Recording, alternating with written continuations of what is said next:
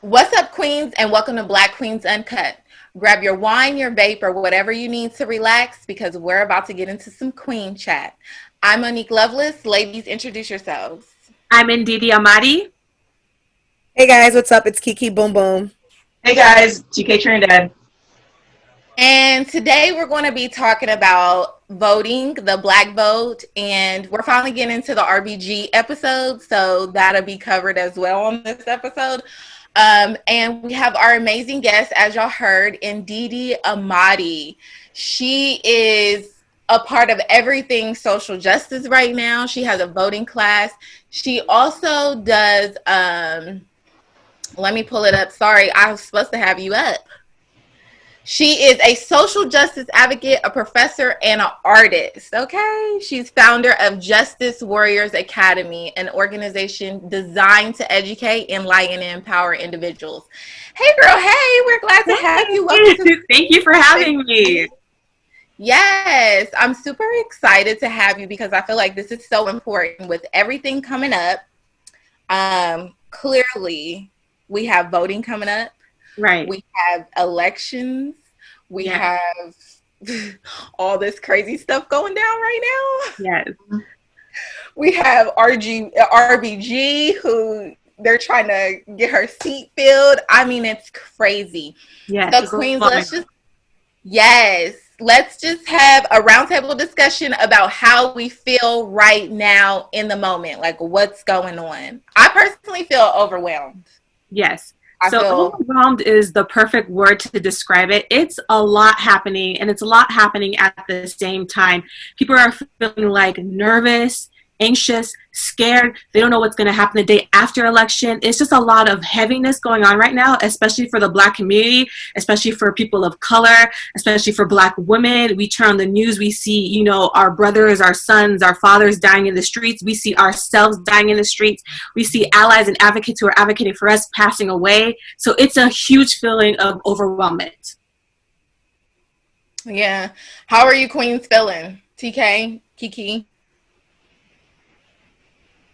I'm also overwhelmed. It's a lot going on. I think I have a feeling of being scared because it's just so much going on, and a lot of our leaders are now leaving because they're tired. A lot of them are passing away. A lot of them are older, and I feel like we don't have leaders like younger leaders or people in that seat that are a little bit younger. So I'm a little scared. We have a few, and then there's to see people kind of questioning, though we're so close to voting, and to see now people doing these questions like, but which candidate? And it's like, we don't got time for that. We don't have time.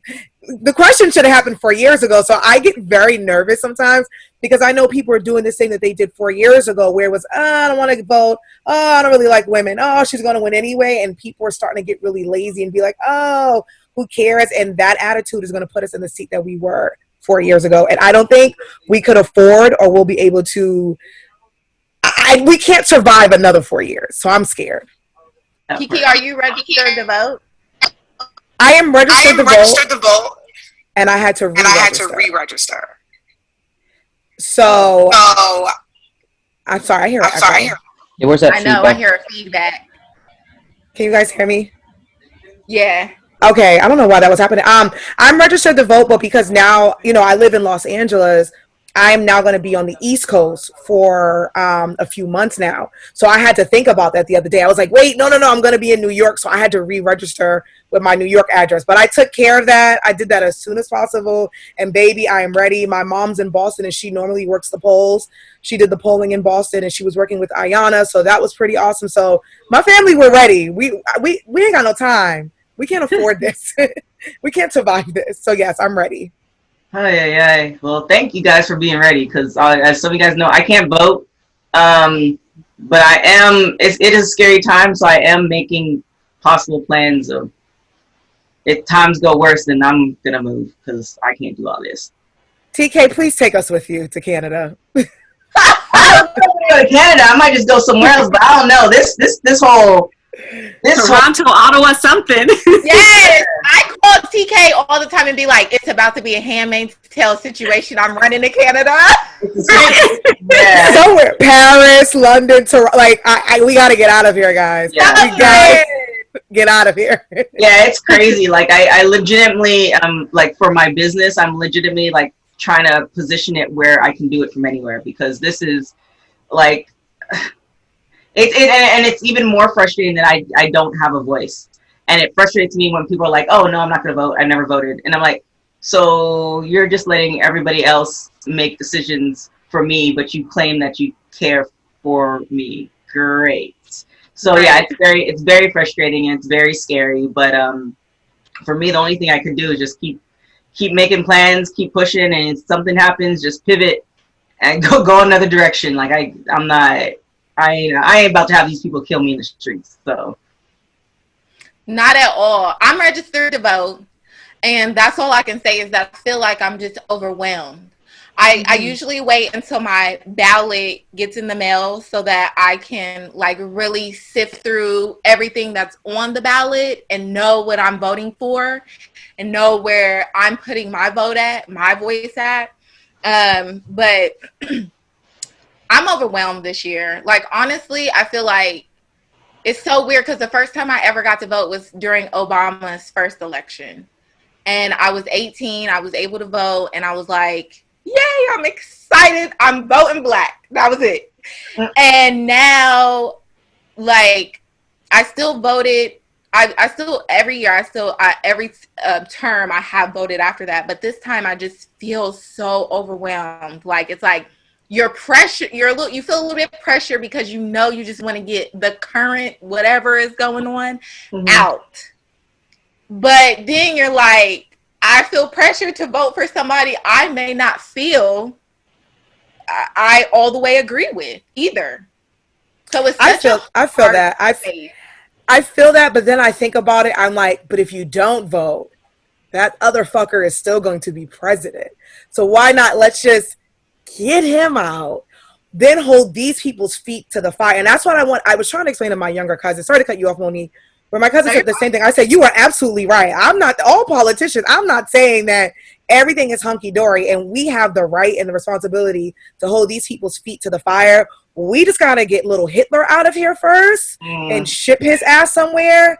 And then let's pay attention to the people, the DAs. Let's pay attention to the mayors, the senators, the governors. But whoever, if Joe Biden and Kamala are voted in, then we hold their asses to the fire. But I just don't think we could even afford right now, a few months before this, to even go back and forth. But that's just me.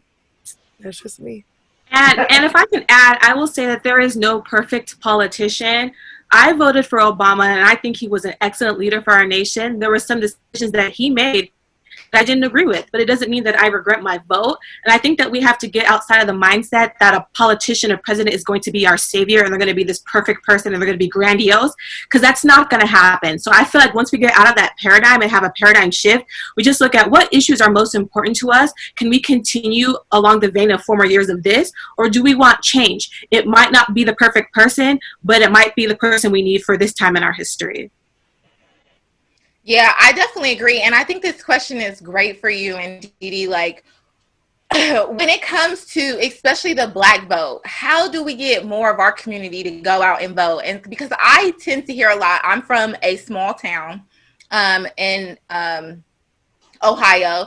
So I tend to hear a lot from my own community, or even from people that I know in Georgia, who will be like, oh, well, I'm not going to vote because that is my voice. It doesn't even count. Right. So I can definitely understand the mistrust that the Black community has had in regards to voting. We haven't really had the right to vote for a long time. We had the Voting Rights Act of 1965 that helped us, allow for us to vote. So for a long time, we didn't feel like our vote counted. It felt like there was a lot of voter suppression, or there were people who were not advocating for our behalf. So I do understand that, but I will have to say that it is a fallacy to think that our vote does not count, which is why you have political parties, which is why you have political candidates who are like, how do we get the Black vote? How are we going to get people to, vote for us? And they're kind of, you can say pandering, you could say looking to us, but that's how important our vote is, because they're looking for Black people. I think it was the midterm election or the previous election where we're like, we need Black women to save our democracy. It's like, well, you guys can save the democracy too. Black women didn't vote for Trump based off of the numbers. You know, white women did. So it's like Black women, all Black people have the ability to change the tide of what we are seeing, which is why a lot of populations are looking for us, are looking to get the Black vote. So I would encourage the Black community to, one, understand that their vote counts, understand that their vote is valuable. Two, nothing will change unless we get in there and make it change. So if we keep on saying and having the same narrative that my vote doesn't count, nothing's going to change, nothing will change, and then it becomes a self-fulfilling prophecy. Right. I feel the same too, because I feel like, first of all, if you don't vote, you're given the electoral college in your state to make that decision for you. And second of all, like, it's not just about the generals, which is going to bring me to my next subject, because I think this is crazy. It's not just about the generals. We really have to get involved to understand the local as well. That's where our voices really count. Our voices really count on a local level. And speaking of, do you ladies, I know TK, you're a different circumstance, but if you could, do you vote on a local level? Like, do y'all know y'all's local voting date? I do now. Like, I vote on a local level. I always did, but now I understand it. Whereas when I was younger, I didn't understand. I thought it was just vote for the president, the vice president. And there would be times that I would have a ballot and I had like vote for this and vote for that. And I had no idea what any of that meant, because half of the time I wanted to get in, and I'm going to be honest, wanted to get in out.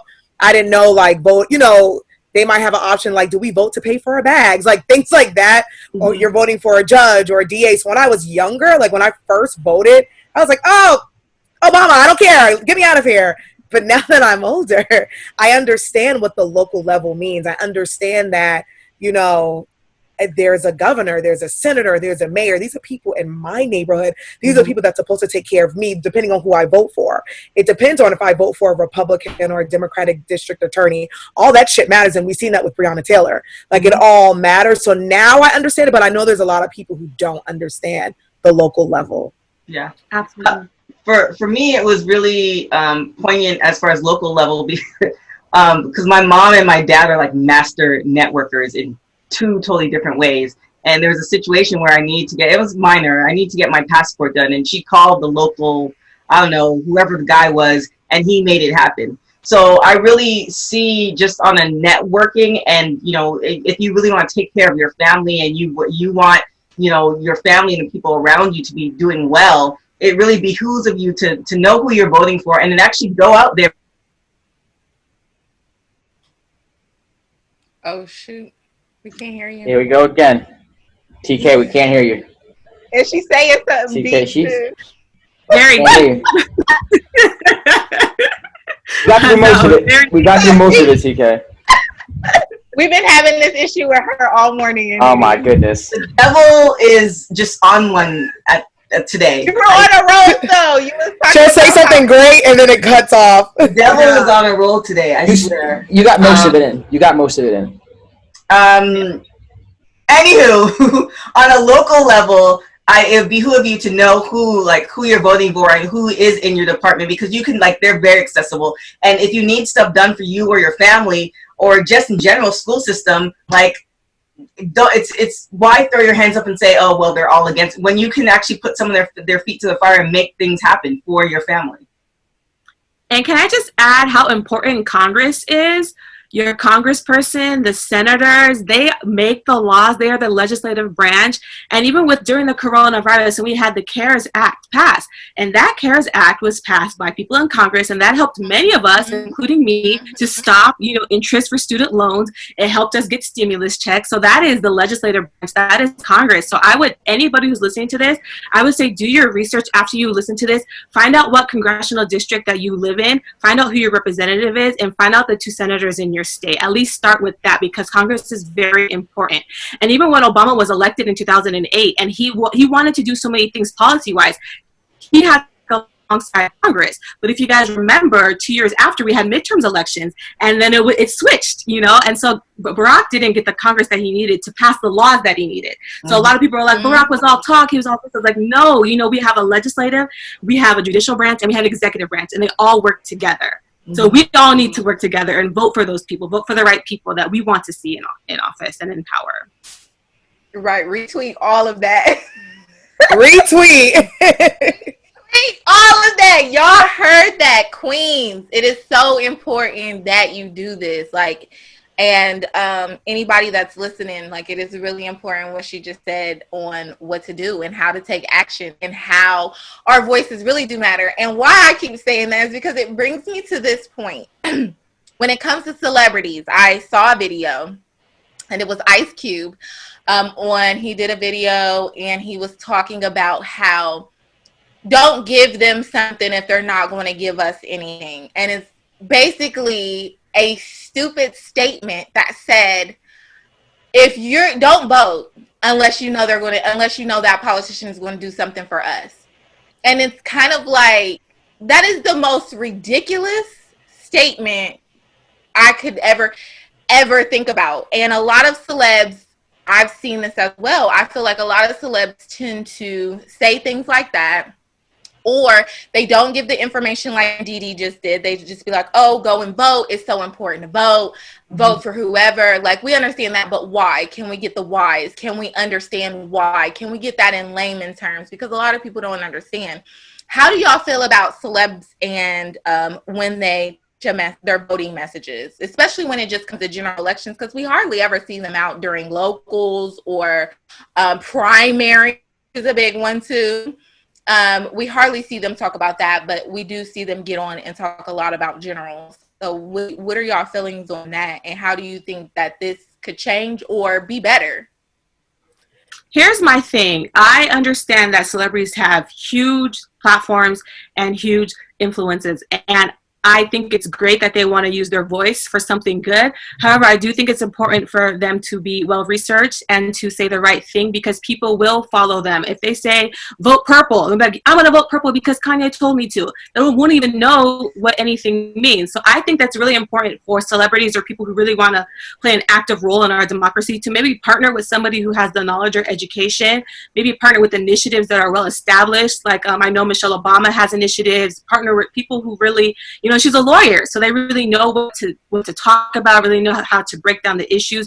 But I don't think that it does us any service to be talking willy-nilly about just vote for this or vote for that or don't vote at all because no one cares about us.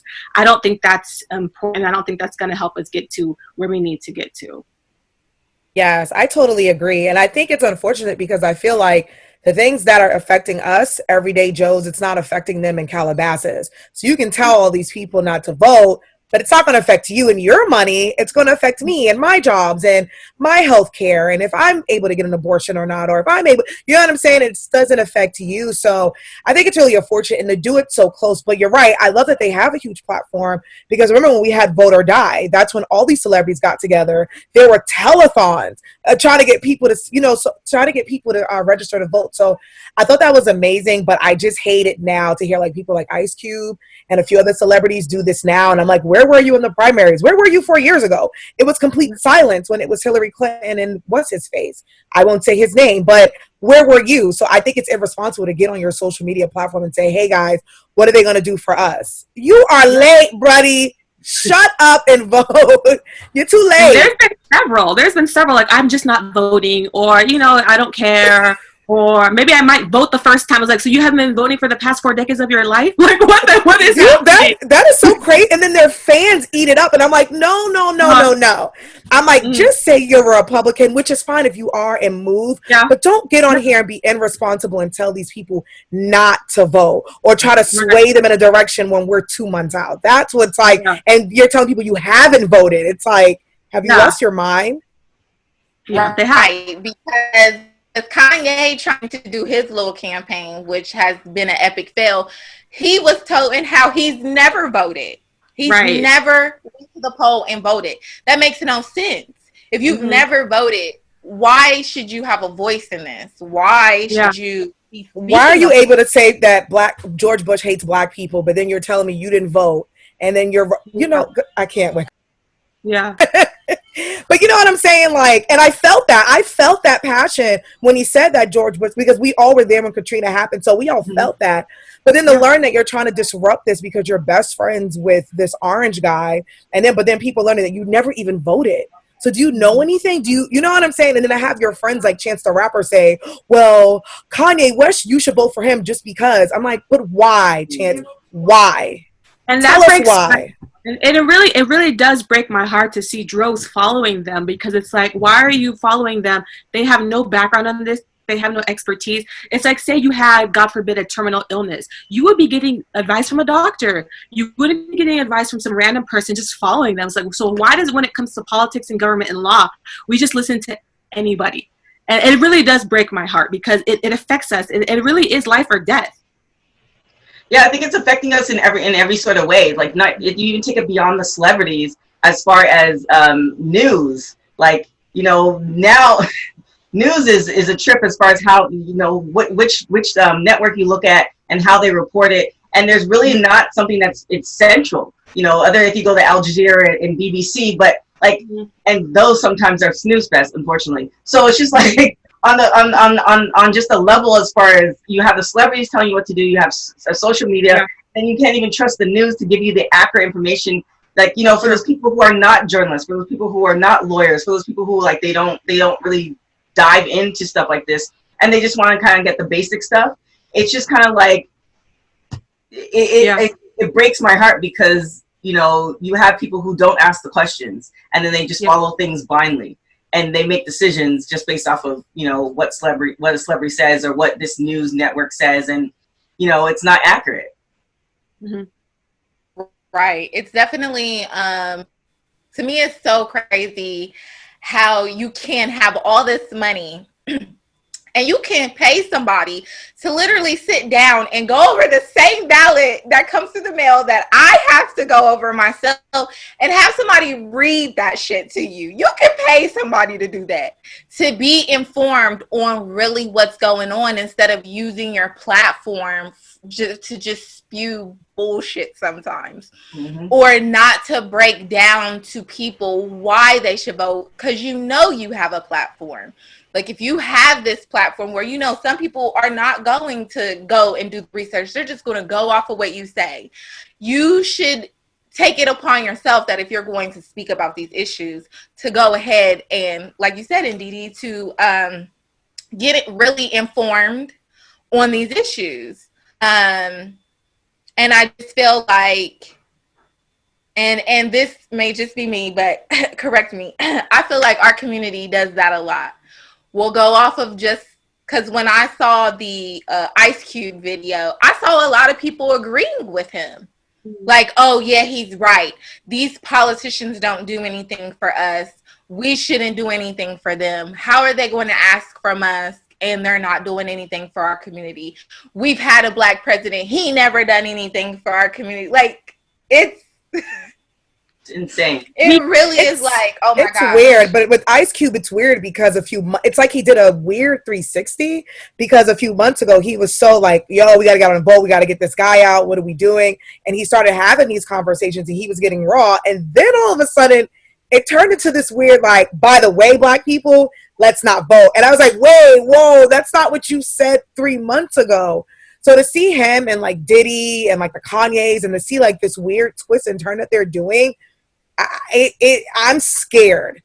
I really am scared, because here are these people who were 8 years ago, they were wearing vote or die shirts because they knew what was important and they were trying to get us to vote. But to see them kind of nonchalant because of I'm just like, we cannot afford and we cannot survive another 4 years with this one particular person. So I think that's why I'm scared, because they don't seem as worried as everyone else is. So I'm like, wait, what? Yeah. Do y'all believe that there are politicians out there for us, for our community, for the black community? I always see on their thing, the black objective. And I'm like, okay. But like you said, Ndidi, they always have a legislative that they have to go through to pass any law. So all they're doing is promising something that may not happen. Do we believe that politicians are coming through for us? Are they ever going to come through for us? And are they actually doing what they say they're going to do for our community? I absolutely do believe that. I've worked with members of the Congressional Black Caucus, Black congressmen and women who have championed things that are important to our communities. Funding for HBCUs. I went to Howard University. Funding for HBCUs has always been a big thing for me. Working on issues that affect the Black community, Black women. I know I'm from California, so Senator Kamala Harris has worked towards Black maternity, maternal health, so she's worked towards that, and just other things that I think that are important to the Black community. So I know that there are politicians who really do champion what we want to champion and who really do speak for us, but it does take research for people to know their congresspeople and their senators and to know exactly what they're doing and to see if their boots on the ground. Another great one is Congresswoman Karen Bass out here in LA. She does great work. If you talk to her staff, I've met her, she's wonderful. She cares about Black people. She cares about African issues. She wants to do stuff with the African diaspora. There are amazing politicians who really do care about the Black community and are doing what they said that they would do when they campaigned for that position. Right. And this is my question because you brought up Kamala. Like, can we trust her? I understand that I know her record. I understand some of the things that she has done. I understand some of the stories that they have put out that have skewed what she has done. Do you believe that we can trust her? I personally believe that we can trust her. I personally believe that I would trust her more than Mike Pence. And here's my issue with the way the media has spinned it. They have dragged her down. I was like, how come you have not brought up Mike Pence's record? You don't have to vote for her, but how come it's not the same? And then they're like, she prosecuted so many crimes. She's a prosecutor. If you understood what a prosecutor's role was, then you wouldn't. She was doing her job. Mm-hmm. So it really makes me mad. This is politics aside. If you want to bring her down, that's fine. Bring Mike Pence down with her. Understand what she was supposed to do in that role. For anybody who's running for office, we do have the right to look up their record. We do have the right to see, can I align with this person? I have voted for her. Like I said, I'm from California. She's my senator. She's my current senator. I voted for her. She's made a lot of change in California. She's fought against rapists and people who've been molested. And to me, that matters. And truancy, so people can go to school. And so I get really passionate about that because I see the way she is dragged down, not just her, just women in politics. And it's unfair, and I don't like to see it. And they make it seem like she's the devil. So I was like, why are we not talking about men this way? She's not perfect. Barack wasn't perfect. Barack has made some promises, and I love Barack and Michelle, that he couldn't follow through on. But yet, Kamala Harris is this woman that we cannot trust. We can't vote for her. So who are we going to vote for? Mike Pence? Okay, and it's a no. I really don't understand. Like, retweet everything you said. I think it is unfortunate how women in politics are treated. We've seen it with Hillary, where I felt like they were dumping on her, but no one was holding this rapey guy, racist, bigot, sexist guy, and he would say nasty things, and the news was humanizing him. But they were dogging this chick out for wearing suits. And yes, politicians are not perfect, so there are some things, but if we're going to do it, let's be equal. Like you said, like, if we're going to come at Kamala, the current vice president is homophobic. Like, he has said horrible things. What about his policies? This woman was doing her job, and I just wish that more people did their research. But look, there's no more excuses. We have Instagrams dedicated towards that. Her niece has an amazing thing. If you go on her niece's Instagram story, and she has a pin, and it says Kamala's like story, where you can actually see the research and do the research. I just feel like in 2020 we have the Googles, we have social media, and we just can't do the whole like, I hate this shit. But why? Why? Tell me why. It's misogynistic. Nobody knows anything about Mike Pence. They don't even know where he's from. They don't know nothing, and they don't care. But we want to drag Kamala. Care. That's why she's standing for the Black vote because she wore Tim's. She was in the forest. Those are forest boots. Like, I don't understand. If y'all don't cut it out. She breathed wrong. She married a white man. So I'm like, I don't. Oh, she's Jamaican and she's Indian, so she's not Black. I'm like, if you guys don't cut it out, if you guys don't cut it out. And tell me one thing about Mike Pence and tell me why you want to vote for him. Nobody can tell you. So it is debate. And to see how AOC is treating and Ayanna and all these other women who are treated, and just the nasty things Donald Trump said recently about, her name is slipping my mind, the young Muslim woman. Like, it sucks to see how women are treated. But what I love about these women don't play any games. They're resilient. Even Ruth, like, these women do what they're supposed to do, and they keep fighting, even though they're getting like the door shut in their face and all the nasty things said about them. Yeah, it's one of those things where I feel like the reason we don't know about Mike Pence is that we allow the media to kind of shape the story. And it's like, you have the Republicans, they're doing all this heinous, dirty stuff in our faces. It's not even behind closed doors. And and then the Democrats are like, no, we're gonna do Jesus' way. And it's like, we're not in heaven right now. So we need to for me, I live by, can you guys hear me? Yeah. We're gonna do it Jesus' way. Yeah. For me, it's just kind of like I live by any means necessary. So at the end of the day, like, if you're gonna fight dirty, and you're standing in the way of me getting to what I need to do to affect millions and to affect the country and to affect people that I believe that I need to stand up for, then you have to fight dirty. And this is what the Democrats are not doing. Like, I am a lover of Bill Maher for certain things, and he was talking about how what if Trump doesn't leave office. And he's been talking about that for like 2 to 3 years. And every Democrat he interviews, they're like, oh, well, he'll leave. It's like, really? Dummy guy? He's going to leave? That's what we're going to do? And that's the thing. That is so true what you just said. It's like the Democrats are trying to be for the people, but the Republicans are not. They are, let me tell you, they are doing some... they are fighting for themselves. They are fighting to win. Not all of them, because some of them still hold their integrity intact. A lot of them who made that video about how they're switching over to Democrats or they're voting the Democrat way because they don't agree with the Republican Party. I understand those. But the ones that are fighting, like example A, Mitch.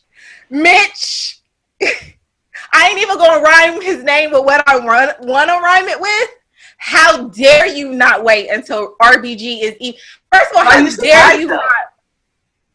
I'm not surprised. It wasn't unexpected, but still, she wasn't even the ground. She wasn't even gone for a couple of hours before this man had already made a decision. Mm-hmm. She hasn't even got her burial before number 45, and this man has decided that they want to go ahead and select her seat, and they're trying to do it by what, today? Mr. Orange said he was going to have somebody by today. A conservative rule, that's 6-3. So sorry, I'm getting all passionate. Because RGB's last, before she passed away, was like, can we at least wait until there's a new president and before you even fill my seat? Because she knew what this was on. And God bless her. She held on for as long as she could. And she was fighting terminal cancer. You know what I'm saying? So for them to be disrespectful, because they know what's going to happen. They have to fill that seat. Even if Joe Biden wins, they fill that seat. They have control. So I think it is kind of disgusting for them to try to do that now. And there were talks about this conservative woman who is anti-abortion. She thinks it's vile. Super Christian woman. So it's one of those things where it's scary, where, here she comes in, and there's a few things that she is opposed of, but the abortion one is the one that I was reading up on her history today, and I was trying to see who she was, and I'm like, if they fill this seat with this woman, it's going to be very tough. So I do think it's disrespectful, because that's not what RGB asked for. I think her name is Amy something Barrett. Yeah. And go ahead, Kiki. No, that's what I say. I just know she's opposed of abortion, but that's when I read that kind of just was like, I didn't want to keep reading, because I just knew after that it was one of those things where it's like, and she's a super Christian woman, and I know that she's opposed of a lot of other things, so I'm like, this is not gonna. And she's a Trump choice, so I just know it's gonna be opposed of what we want anyway, because we were hoping that they would wait until November to fill that seat. So. Right, but then where are the Democrats? Like they're complaining, but where like I don't know. Y'all have to just support me, because I feel like I'm gonna be burning shit down. Like you're telling me when Obama was in office, we can't vote it, but now rules have changed in like 4 years. Come on, son. Like, really? Like, you just gonna spin my face like that and we're cool? Like, I'm gonna look at you in your face every day I see you in office? Like, come on. Like, I don't understand why. Like, the Democrats are just kind of taking it. Like, they're bending over. And I'm just like, they're scared. I don't know what they're doing. It's like they're scared. What's happening. Only the Republicans can change the rules for some reason. It's like the Democrats are afraid to challenge. And I'm like, guys, they can do it. Why can't you do it? Right. There was a politician who got caught the whole scandal. I can't remember his name, but he got caught in the whole scandal. He's a Democrat and he stepped down. He's like, all right, I'm good. But Republicans get caught all the time. The president gets caught all the time, and he's like, you didn't see that. It wasn't me. I'm like, but I'm watching video though. For real? This is what we're talking about. I give up. Right. So for the people who don't know, Ndidi, can you just kind of cover like what it will mean if now that RBG has passed away, RIP to Ruth Bader Ginsburg. I have to slowly say it because it is a tongue twister. She was an advocate for gender, especially for women across the board, for everything. And I know that getting a conservative on the seat can undo so many things, including Roe versus Wade, which is where women get to basically have their right to pro-choice. And they're ready to take that away. They're ready to take away the LGBT being able to get married and it count as domestic partnership. Can you just kind of talk a little bit about what this will mean if they put a conservative in the seat? Yeah, sure. So I will have to take this back to voting. A lot of us are afraid now because of the person that we have in charge, and he voted there. We can argue that because he didn't win the popular vote, but he got the electoral vote. But also it boils down to voting because when the president does, choose someone for the Supreme Court, it has to be confirmed or denied by the Senate, and we also vote for the senators as well. So depending on what you want your Supreme Court bench to look like, it really does boil down to who you vote for. So a lot of us, we can be reactive. Oh my God, this is going to happen. And I don't want this to happen, or I do want this to happen. But it's a democracy. What we're seeing now has been created by what we allowed and what we elected. So it is all intertwined. So I really do behoove people this upcoming election. Who do you want as the commander-in-chief? Who do you want as head of the state? Who do you want who's going to appoint Supreme Court justices that's going to stand for what you believe in? Who do you want in the Senate who can confirm or deny what the president does? Who do you want in the legislative house who's going to create these laws? Who do you want? This is not a dictatorship. We don't have to be afraid that he can do whatever he wants. He cannot do whatever he wants, or he or she, because I would love to see a female president. But what we are seeing now is a result of what we allowed. This is a democracy. So we can get mad and heated and everything, but we allowed this. Voting counts. Yeah. all facts, all retweet. Yeah, I definitely agree with that as well. Because her seat right now means a lot. And that's why they're fighting. Republicans they hold the Senate right now. And if they hold this actual seat to be more conservative, it'll tip the vote. And it could, like I said, it could undo so many things. That we have progressed. Obamacare. Oh, it's definitely going to undo Obamacare, so y'all better get to vote. Listen. Let me tell y'all, pre-existing a lot. conditions, I was say a lot. And I don't know how to make it more clear to people how important voting is. I don't know how to make it more clear. We've seen it time and time again. And one of my favorite sayings is, you may not be thinking about politics, but politics is thinking about you. Down to the price of the gallon of gas. It really does affect the potholes you see in your city. That's your mayor. The schools that don't have enough books. These are all elected officials. Breonna Taylor, this is huge. The Attorney General of Kentucky is an elected official. Kentucky voted for him. And then we want to get mad and we want to get frustrated. You allow these clowns and buffoons to be in office. I don't know how, and that's what I'm really passionate about this. Sorry if I'm getting riled up, but it does. When people do not vote, if they register, that's the first step. Next step, have an educated vote. Don't just register to vote. Do that and then vote and have an educated vote, because gone are the days where we can just click. Oh, he's black. They're great. No. Ma'am or sir, no, please do your research. There's organizations out there, there's people out there who will give you the information, and we have to take the onus, the responsibility on us to be educated. Gone are the days where you can be like, well, if Kanye says this is who I should be voting for, then that's what it is. Or if Diaz, that's what it is. His priorities are different. I'm not a billionaire yet. Who knows what might happen? His priorities are going to be different than mine. You know what I mean? We have different things. Everybody has to take the responsibility. And I think that's what it means to be a citizen of the United States, is that you have to take the responsibility for your own democracy. You cannot sit on your laurels or think that someone is going to do it for you. If you don't advocate for yourself, somebody else is going to advocate what they think that you should or should not have. Period. I know. Period. I feel like we should end on that note because that was good. Period. That was really good. And so I feel like we should wrap up on that note because, I mean, she said any and everything we could have said. She broke it down, okay? You said everything perfectly that I tried to voice to family and friends and people who say that they don't want to say. So you said everything perfectly. I'm going to be taking this clip and using you, girl. Because they have someone like you and educated in that. And like you said, you don't know how many times you have to stress to people how important this is, because it's not just for the president and vice president. It's for literally everything that affects us. So, girl, you hit it right on the nail.